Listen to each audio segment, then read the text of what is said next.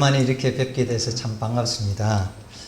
저희가 이 터키에 처음 파송을 받을 때부터 지금까지, 그러니까 한 20여 년 동안 우리 창일교회 성도님들로부터 너무나 많은 사랑을 받았습니다. 제가 진천에 하나님 부름을 받고 내려갔는데 이렇게 또 시골에서 살다 보니까 자주 뵙지도 못하고, 그래서 너무 죄송합니다. 그러나 저희 부부가 기도 속에서는 우리 창일교회와 우리 식구들, 또 해외에 나가서 우리 창일교회가 파송한 그 선교사님, 그분 식구들을 늘 기억하고 있습니다.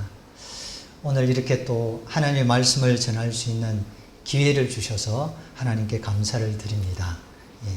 기도하겠습니다. 하나님 고맙습니다. 이 부족한 종을 하나님 부르셔서 이 말씀을 전할 수 있도록 은혜 주셔서 감사합니다. 말씀을 전하는 자나 듣는 자나 주님의 음성을 듣게 하시고 순종하는 시간이 되도록 역사해 주옵소서. 예수님의 이름으로 기도합니다. 아멘. 이 가나안 땅은 여러 가지 의미가 있습니다. 그렇지만 신약 시대를 살고 있는 오늘 우리에게는 하나님이 우리를 구원하신 이후에 주님께서 우리를 더 깊은 그 신앙의 단계로 인도하시는 그런 영적인 영역이라고 생각해 볼 수 있습니다. 가나안 땅은 매우 중요한 땅입니다. 하나님에게도 중요한 땅이고 이스라엘 백성에게도 중요한 땅입니다. 왜냐하면 하나님께서는 이스라엘 백성들에게 노예 생활을 하면서 400년 동안 울부짖는 그 자기의 백성들의 그 고통을 보면서 그들로부터 해방시켜서 내가 가나안 땅으로 보내주리라고 약속을 하셨는데, 그 약속이 바로 가나안 땅입니다. 그렇기 때문에 이 가나안 그 땅을 바라보는 이스라엘 백성은 언제 우리가 이 노예 생활에서 벗어나서 이 가나안 땅에 갈 수 있을까? 이런 그 신앙 속에서 살아왔을 것입니다. 이 가나안 땅에서 여호와 하나님께서는 이스라엘의 왕이 되시고 이스라엘 백성들은 하나님의 백성이 되는 그 하나님의 왕국이 펼쳐지는 곳이 바로 이 가나안 땅입니다. 그래서 이 가나안 땅은 하나님에게도 중요하고 이스라엘 백성에게도 매우 중요한 땅입니다. 그런데 이 하나님은 이 거룩한 사역을 하나님 혼자서 하시질 않고 하나님 그 자기 백성과 함께 이 사역을 이루기를 원하셨습니다. 그렇지만 이스라엘 백성들은 하나님이 약속하신 그 가나안 땅 앞에까지 와서 그 땅을 코앞에 두고도 그 땅에 들어가지를 못했습니다. 가나안 땅에 왜 못 들어갔는가? 이 가나안 땅에 들어가기 위해서 모세는 12명의 정탐꾼을 선발해서 가나안 땅으로 보내고 40일 동안을 이 가나안 곳곳을 샅샅이 돌아보면서 정탐하고 오라고 명령을 내렸습니다. 그래서 이 정탐을 다 하고 돌아온 이 정탐꾼 중에 10명은 이제 부정적인 보고를 하고 이 소수인 2명만 이 긍정적인 그런 보고를 했습니다. 10명의 정탐꾼이 한 보고 내용을 보면은 민수기 13장 28절에 보면은 그 땅 거민은 강하고 그 성읍은 견고하고 심히 크다. 13장 32절에 보면은 그 땅 모든 백성들은 신장이 장대한 자들이다. 거기서 네피림 후손인 아낙 자손의 거인을 보았다. 그렇기 때문에 이 사람들이 판단하기를 우리 스스로 보기에도 그들 앞에 메뚜기와 같이 보였다. 우리는 절대로 그들을 이길 수가 없다. 우리는 결코 가나안 땅을 차지할 수 없습니다. 이게 10명의 정탐꾼들의 결론입니다. 아주 현실적이고 이성적인 판단입니다. 여호수아와 갈렙도 동일한 것을 봤습니다. 그들도 가나안 땅에 거주하고 있는 그 사람들이 강한 것을 봤습니다. 이스라엘 백성들은 천막밖에 없지만은 그 가나안 땅의 웅장한 여리고성과 같은 거대한 성벽을 봤습니다. 그리고 그 땅 백성들의 그 신장이 우리보다는 월등하게 크다는 것도 봤습니다. 더군다나 네피림의 후손인 그 아낙 자손, 그 거인들의 모습을 봤습니다. 주눅이 들지 않겠습니까? 그런데 여호수아와 갈렙은 전혀 다른 결론을 내립니다. 우리는 이길 수 있습니다. 우리가 올라가서 약속의 땅 그 가나안을 취합시다. 이스라엘 백성들은 그 10명의 정탐꾼의 보고를 받아들였습니다. 너무나 현실적이고 너무나 이성적인, 그렇게 결론을 지을 수밖에 없는 그러한 그 판단에 대해서 그것을 그분들은 받아들였습니다. 불신앙적이고 하나님 앞에서는 아주 부정적인 그런 보고인데, 그럼에도 불구하고 그들은 그 10명의 정탐꾼의 보고를 받아들였습니다. 결국 가나안 땅에 들어가는 것을 포기했습니다. 10명의 정탐꾼도 또 이스라엘 백성들도 하나님이 약속하신 젖과 꿀이 흐르는 가나안 땅에 대한 그 약속을 믿지 않았습니다. 히브리서에 보면은 이 내용을 분명하게 기록되고 있는데 3장 17절부터 19절 말씀을 제가 읽어드리겠습니다. 또 하나님이 40년 동안 누구에게 노하셨느냐? 그들의 시체가 광야에 엎드려진 범죄한 자들에게가 아니냐? 또 하나님이 누구에게 맹세하사 그의 안식에 들어오지 못하리라 하셨느냐? 곧 순종하지 아니하던 자들에게가 아니냐? 이러보건대 그들이 믿지 아니함으로 능히 들어가지 못한 것이라. 후대에 기록된 이 히브리서에서는 그 이스라엘 백성들이 하나님의 약속을 믿지 않았기 때문에 내가 너희를 젖과 꿀이 흐르는 땅으로 인도하리라는 그 하나님의 오래된 약속을 믿지 않았기 때문에 능히 들어가지 못했다고 그렇게 기록하고 있습니다. 그런데 여호수아와 갈렙은 달랐습니다. 그들은 같은 현장을 보고도 정반대의 판단을 했습니다. 여호수아와 갈렙의 확신에 찬 보고를 한번 보십시오. 민수기 13장 30절에 보면 우리가 올라가서 그 땅을 취하자 능히 이기리라. 14장 8절 말씀에도 여호와께서 우리를 기뻐하시면 우리를 그 땅으로 인도하여 들이시고 그 땅을 우리에게 주시리라. 여호수아와 갈렙은 어떻게 이런 믿음을 가졌을까요? 두 가지의 이유를 생각해 볼 수 있습니다. 여호수아와 갈렙은 언제나 모세와 가까이 있었습니다. 그래서 가나안 땅에 대한 하나님의 약속을 모세로부터 들었을 것입니다. 아브라함의 자손인 이 히브리 민족들이 애굽 땅에서 우리가 400년 동안 종살이를 하고 있을 때 우리의 그런 부르짖음을 하나님께서 들으시고 하나님께서 약속하신 그 땅을 반드시 우리에게 인도하실 것이다. 모세로부터 수없이 이런 하나님의 약속을 들었습니다. 믿음은 들음에서 납니다. 여호수아는 홍해를 건너서 모세를 따라서 그 거친 광야 길을 걸어가면서 우리 지도자인 모세가 말씀하신 그 약속의 땅이 언제 나올까? 오직 가나안 그 약속의 땅이 나오기를 한날 한날 기다리면서 고대하면서 그 거친 광야의 길을 걸었을 것입니다. 두 번째는 이 여호수아와 갈렙은 10명의 정탐꾼이 보지 못한 것을 보았습니다. 민수기 14장 9절 말씀에 보면은 그 후반절에 보면은 여호수아가 이렇게 말합니다. 그들의 보호자는 그들에게서 떠났고 여호와는 우리와 함께 하시느니라. 가나안 족속의 보호자, 그들의 신입니다.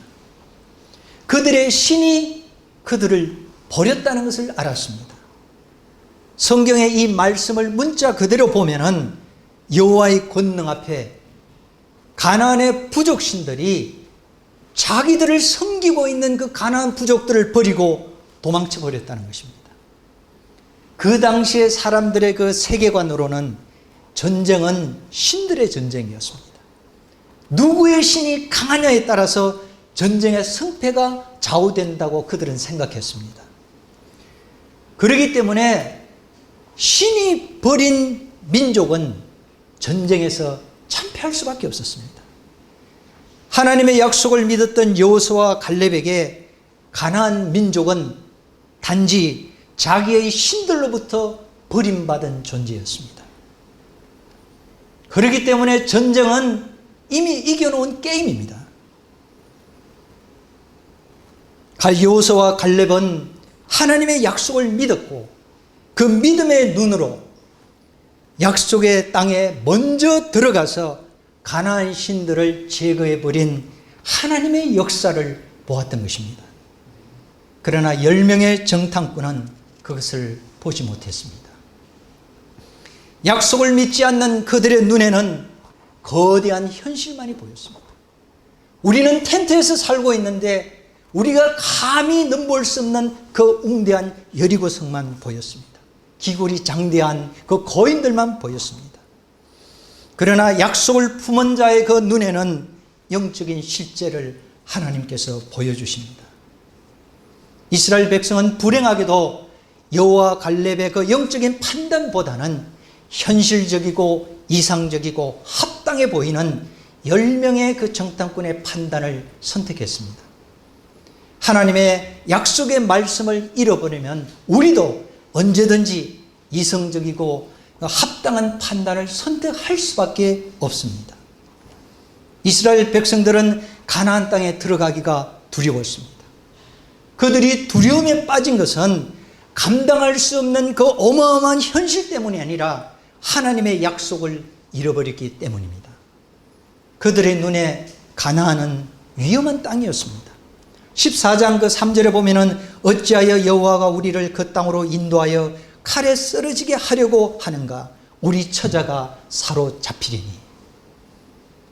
그들은 이 정탐꾼의 그 보고를 듣고 생각했습니다. 가나안 족속들이 누구인가? 기골이 장대한 그 네피림의 자손들이 아닌가? 거기 들어가면 그 거인들과 우리가 싸워야 되는데 우리 손에는 무기도 없고 무슨 수로 그들과 싸워서 이길 수가 있는가? 내 자식과 내 아내가 사로잡히면 그들의 노예가 될 텐데 지금까지 홍해를 건너서 온갖 고생을 하면서 여기까지 왔는데 내가 여기에서 가나안 족속에게 죽임을 당하려고 우리가 여기까지 왔는가? 그들은 가나안 땅을 위험한 땅이라고 생각했습니다. 그 땅에 들어가는 것이 두려웠습니다. 또한 그들의 눈에는 가나안 땅은 거주민을 삼키는 땅이었습니다. 그 정탐꾼들이 보고한 내용에 보면은 민수기 13장 32절에 보면은 우리가 두루 다니며 정탐한 땅은 그 거주민을 삼키는 땅이요. 그 당시에 가나안 땅은 아주 비옥한 땅이었습니다. 곡식이 아주 잘 되었습니다. 나무를 심어 놓기만 하면 풍성하게 나무가 자라고 열매가 풍성하게 맺히는 그런 비옥한 땅이었습니다. 10명의 정탐꾼이 정탐을 하고 돌아올 때 그 포도송이를 한 사람이 맬 수가 없어서 2사람이 메고 올 정도로 그 땅에 맺히는 그 과일 열매는 그렇게 맛이 좋고 풍성했습니다. 그런데 문제가 있었습니다. 추수 때만 되면은 그 주변의 부족들이 쳐들어와서 약탈해 갔습니다. 농사를 지어도 도둑들이 와서 삼켜버리는 땅입니다. 약탈의 손이 뻗쳐 있는 땅입니다. 농사를 지어도 빼앗기면 우리가 그 땅에 들어서 뭐 먹고 살지? 내 가족을 먹여 살릴 수도 없는 그 땅에 우리가 왜 들어가야 하나? 생계가 보장되지 않는 불안한 땅, 그 땅에 들어가는 것이 그들은 두려웠습니다. 그들의 심령에 하나님의 약속은 까맣게 잊어버렸습니다. 하나님에 대한 믿음은 찾을 수가 없습니다. 하나님에 대한 믿음을 상실한 그들의 심령에는 두려움으로 가득 채워졌습니다.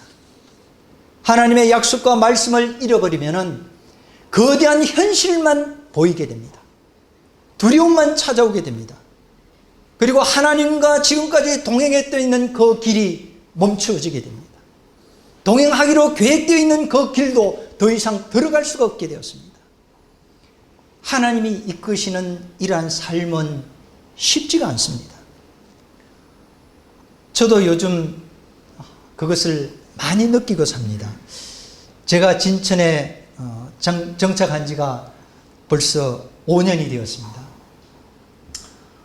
처음에는 대단한 각오를 하고 또 농촌에서 살았던 제 어린 시절의 기억을 되살리면서 밭도 가꾸고 또 풀뿌리로 옮겨져 있던 이런 그 마당을 풀뿌리를 다 캐내고 또 정원을 이렇게 아름답게 가꾸고 주차장으로 이렇게 되어 있던 그 돌을 다 걷어내고 텃밭을 만들었습니다. 저는 그 일이 참 재미있었습니다. 이 낮에 그렇게 햇볕이 나는데 일을 하면 땀이 범벅이 되는데 하루 종일 일을 끝내고 샤워를 딱 하고 나면 그렇게 기분이 상쾌했습니다. 그런데 작년 가을쯤 어느 날 제 마음속에 내가 여기에서 지금 뭘 하고 있나 하는 생각이 갑자기 들었습니다. 이 뽑아도 사라지지 않는 그 잡초들,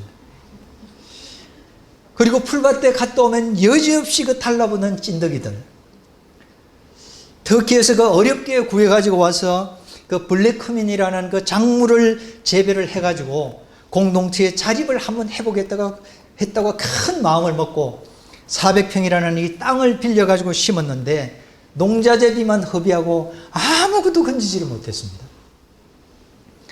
돌파구를 한번 찾아보겠다고 농업기술센터에 가서 그럭저럭 한 150시간이 넘는 그런 시간을 교육을 받았습니다. 그런데 그 오는 강사분마다 내가 추천하는 이 작물 심으면 틀림없이 돈 번다고 얘기합니다. 그래서 수많은 강사들이 와서 내가 추천하는 이 작물 심으라고 추천을 하는데 그 많은 작물들 중에서 내가 뭘 선택해야 될지 감이 오지가 않았습니다. 작년 그 10월경에 이제 저희 집 그 가장 위쪽에 그 허물어져 가는 그런 건물이 하나 있거든요. 과수원 쪽에. 근데 그 건물이 어느 날 갑자기 보니까 삐걱삐걱 소리가 나면서 이 담이 그 벽이 허물어져 가기 시작하면서 이렇게 두다가는 이 건물이 바로 내려앉겠다 하는 생각에 그 건물을 수리하기로 그렇게 마음을 먹었습니다. 너무나 많이 그 훼손이 되어 있기 때문에 이 목수들한테 부탁을 했지만은 이 건물을 수리를 해보겠다는 목수가 아무도 없었습니다. 그래서 혼자 수리를 해보기로 그렇게 결심을 했습니다. 내가 이것을 한번 수리해보고 싶은 욕심이 생겼습니다. 욕심이 잉태한 적 용기가 생겼습니다. 그래서 이 썩은 기둥을 잘라내고 이 새로운 기둥을 끼웠습니다. 기둥이 3개가 썩었는데 하나는 완전히 다 썩어서 기둥을 다 잘라내고 2개는 반쯤 썩어서 기둥을 반을 잘라내고 새로운 기둥을 갖다가 맞췄습니다. 이 천정이 비가 오니까 그 한쪽이 다 무너져 가지고 이 천정을 다시 걸고 2층 벽체는 도저히 쓸 수가 없어서 완전히 다 걷어내고 새로운 벽체로 그렇게 세웠습니다. 이런 작업을 해 나가는데 이 금년 5월에 그러니까 한 2달 전이죠. 5월에 이 일을 하다 보니까 사다리를 하루에 몇십 번씩 계속 이제 오르내리는 거예요. 그러니까 근육에 좀 무리가 생겼는지 이 종아리에 근육이 파열이 돼가지고 한 달 동안 기부스를 했습니다. 이 덕분에 저는 잘 쉬게 되었습니다. 그런데 이제 쉬고 있으니까 게으르면 자꾸 이제 엉뚱한 생각이 들잖아요. 어느 날 갑자기 제 마음속에 이런 생각이 들었습니다. 내가 지금 여기서 뭘 하고 있지? 그 생각이 다시 나기 시작했습니다. 이 목수도 손 안 대려고 하는 이 집을 내가 왜 이렇게 위험을 무릅쓰고 수리를 해야 되나? 이 집은 내가 살 집도 아닌데 내가 지금 누굴 위해서 수리를 하는 거지? 여기에 살게 될 분이 있으면은 그분이 수리를 해서 좀 사용하시라고 하면 되지. 내가 몸을 다쳐가면서 이렇게 수리를 해야 되나? 이런 생각이 밀려오는데 한동안 마음이 좀 우울했습니다. 그동안은 공동체를 위해서 하나님이 나에게 주신 약속도 아무것도 생각나지 않고 하나님이 주신 말씀도 아무것도 생각나지 않고 진천을 향해서 떠나던 그 첫날의 그 가슴 부푼 비전 하나도 생각나지 않았습니다. 하나님이 주신 약속과 하나님이 주신 말씀이 제 마음속에서 희미해질 때 이 두려움이 찾아오기 시작했습니다. 이러다가 영적인 사역은 아무것도 못 해보고 이렇게 노가다만 하다가 내 인생 끝나는 거 아닌가. 이렇게 고생해서 집수리를 해놓고 여기 와서 공동체로 살아보겠다는 사람이 아무도 없으면 어떡하지? 우리만 이렇게 살다가 갑자기 내가 죽으면은 이 외딴 곳에서 겁많은 최선비는 어떻게 사나?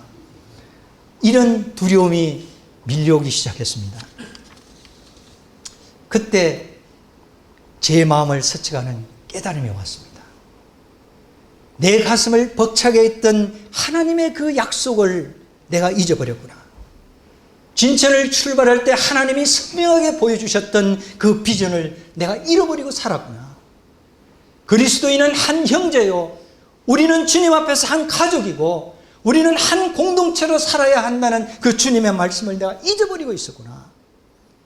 그것을 준비하기 위해서 하나님께서 나를 먼저 이곳에 보내셨는데 내가 그 사명을 지금 잃어버리고 있었구나. 우리 집 공동체에 대한 그 약속은 하나님께서 저를 가나안 땅으로 이끄시는 힘입니다. 이런 하나님의 약속을 제가 잠시 잊어버렸을 때 제 마음속에 두려움이 찾아왔습니다. 이스라엘 백성들이 하나님의 약속을 잊고 가나안 땅 앞에 섰을 때 두려움이 밀려온 것처럼 제 마음속에 두려움이 밀려왔습니다. 이러한 두려움은 어디서 오는가? 사단으로부터 오는 것입니다. 하나님의 말씀을 믿지 못하고 하나님의 언약을 기억하지 못할 때 사단은 믿음을 잃어버린 우리의 텅 빈 가슴에 두려움을 가지고 찾아옵니다. 두려움은 우리를 가나안 땅으로 들어갈 수 없도록 우리의 발을 묶어버리는 사단의 족쇄입니다. 하나님의 뜻을 따라 살려고 우리가 애를 쓰지만은 항상 하나님의 그 믿음으로 충만할 수는 없습니다. 그렇기 때문에 하나님의 말씀을 따르고자 할 때 때로는 우리에게 두려움이 있습니다. 경쟁해야 하는 이 세상에 우리가 살아가야 되는데 그러한 삶이 쉽지가 않습니다. 주님은 말씀하시죠. 경쟁하지 말라고. 다른 사람을 밟고 일어서지 말라. 대신에 그 사람을 축복하라고 말씀하십니다. 내 원수를 사랑하며 너를 미워하는 자를 축복하라고 말씀하십니다. 내 형제를 사랑하고 내 이웃을 사랑하라고 말씀하십니다.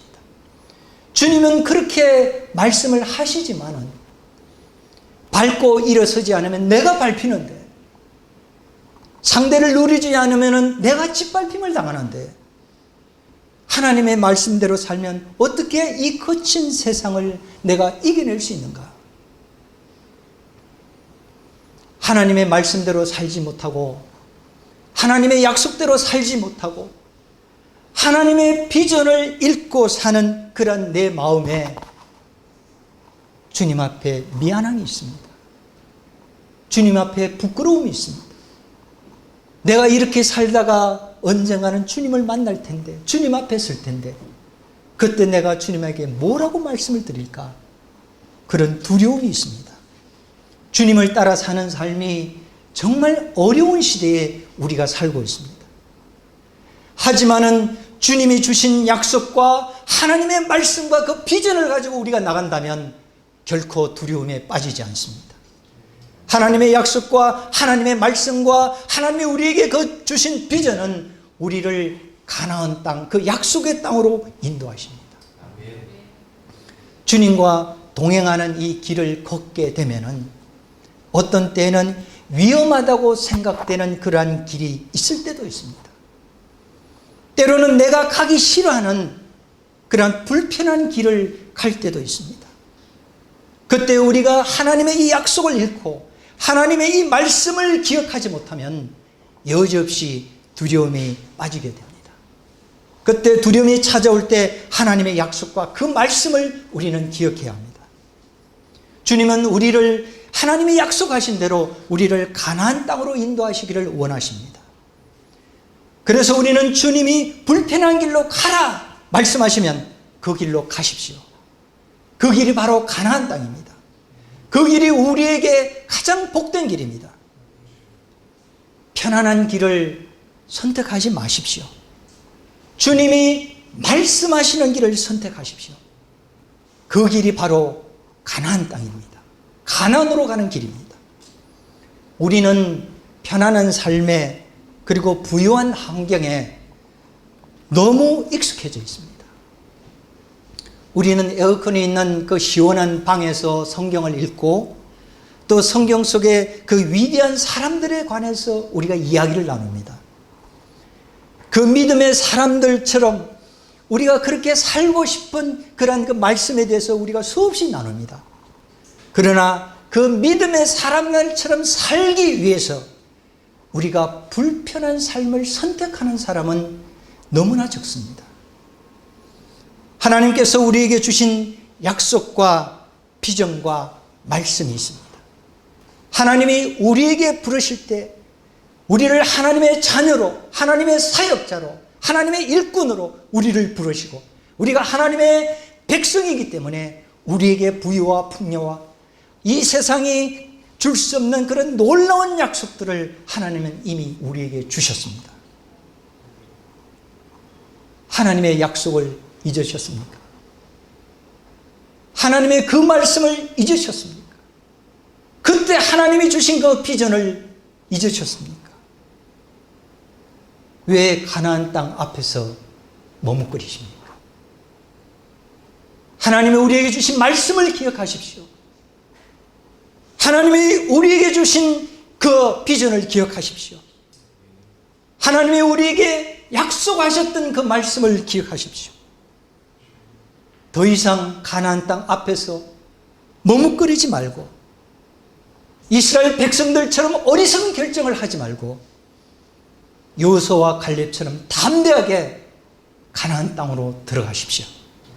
하나님이 약속하신 땅, 그 땅으로 들어가는 자 하나님의 영광을 보게 될 것입니다. 기도하겠습니다. 하나님 감사합니다. 우리를 선택하셔서 애국과 같은 이 세상에